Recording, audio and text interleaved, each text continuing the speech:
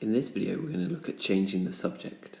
Now, just remember, when you're asked to change the subject, all it means is to make things x equals something, okay? And to do this, to move a term, you do the opposite of what's happening already.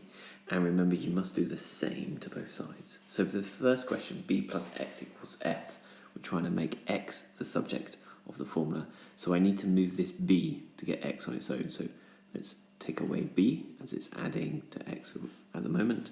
If I do that, I get b take away b is nothing, so I'm just left with x on the left-hand side, and f take away b is f take away b. So that's my answer. In the second question, I've got x over 5 equals p. So to get x on its own, I need to move this 5, and as it's dividing x, I do the opposite, which is multiply. So I'm going to multiply both sides by 5.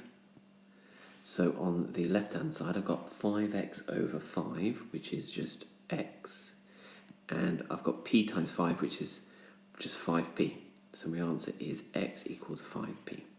Okay, let's look at the next one. I've got t equals v over x. Well, v is multiplying by x, so to remove that v to get x on its own, I'm going to divide by both sides by v. So on the left-hand side, I've got t over v, so that's fine.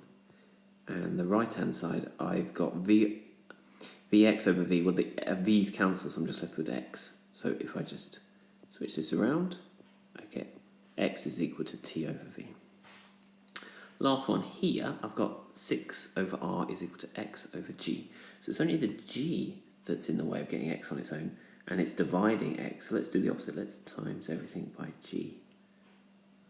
Okay, so on the right-hand side, I'm left with x times g over g. Well, the g's cancel, so I'm just left with x.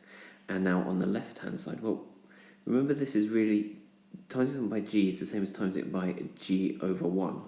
So when you're multiplying fractions, you multiply their numerators together and their denominators. So g times 6 is 6g, and 1 times r is r.